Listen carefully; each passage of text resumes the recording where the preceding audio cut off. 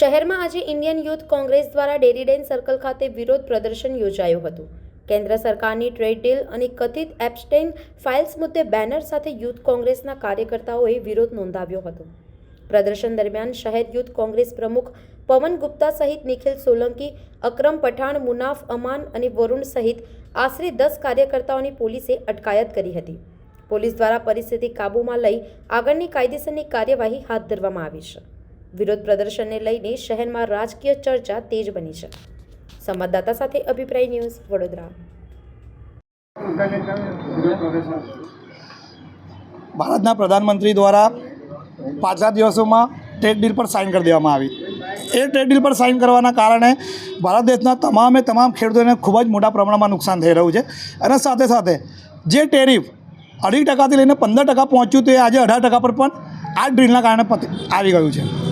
એપ્સ્ટેઇન files કે જેમણે સમગ્ર વિશ્વમાં આખા વિશ્વના તમામ નેતાઓને હચમચાવી નાખ્યા છે, એ એપ્સ્ટેઇન ફાઇલમાં ક્યાંક ને ક્યાંક દેશના પ્રધાનમંત્રીનું પણ નામ હોય અને કેન્દ્રીય મંત્રી હરપ્રીતનું પણ નામ આ એપ્સ્ટેઇન ફાઇલના મેલમાં આવેલું છે અને એમણે પોતે પણ સ્વીકાર્યું છે કે 3 થી 4 વખત એપ્સ્ટેઇન મળેલા છે।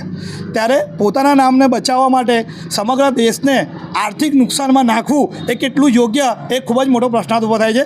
ત્યારે એના જ વિરોધમાં આજે ટ્રેડ ડીલ પ્રધાનમંત્રી દ્વારા કરવામાં આવી છે, એ ખોટી છે અને એપ્સ્ટેઇન ફાઇલમાં એમનું નામ હોય તો એમને સ્વેચ્છાએ એમના પદથી રાજીનામું આપવું છે, કેમ કે એક નાનકડી બાળકી જોડે ક્યાંક ને ક્યાંક સમાજ વિરુદ્ધનું કૃત્ય કરવું એ ખૂબ મોટો ગુનો છે। ત્યારે આવા ગુનામાં જો એ સંડોવાયેલા હોય તો એમને આ પદ પણ છોડવું જોઈએ।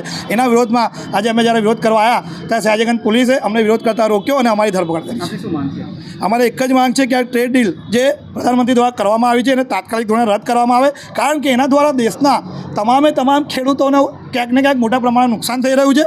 ટેરિફના વધારાના કારણે વેપાર ઉદ્યોગ પર પણ નુકસાન થઈ રહ્યું છે અને એપ્સ્ટેઇન ફાઇલના અંદર જે પણ નેતાઓ સંડોવાયેલા છે એ તમામને એમના પદથી દૂર કરવામાં આવે। આ 3 માંગ છે અમારી।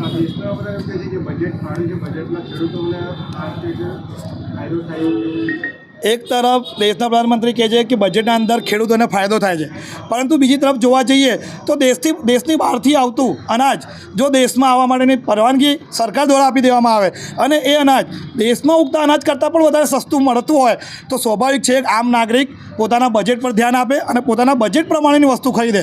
અને ટ્રેડ ડીલના કારણે જે બહારના ખેડૂતો ભારતના બજારમાં અનાજનો વેપાર કરવા આવશે એની કિંમત ભારતમાં ઉગતા અનાજ કરતાં ઓછી છે। ત્યારે ડાયરેક્ટ કે ઇનડાયરેક્ટ રીતે ભારતના જ ખેડૂતોને આ તકલીફનો સામનો કરવો પડશે, એટલે આ તદ્દન ખોટું છે। આવા જ વધુ સમાચારો જોવા માટે સબસ્ક્રાઇબ કરો અમારી YouTube ચેનલને અને જોડાયેલા રહો Facebook, Instagram અને Twitter પર।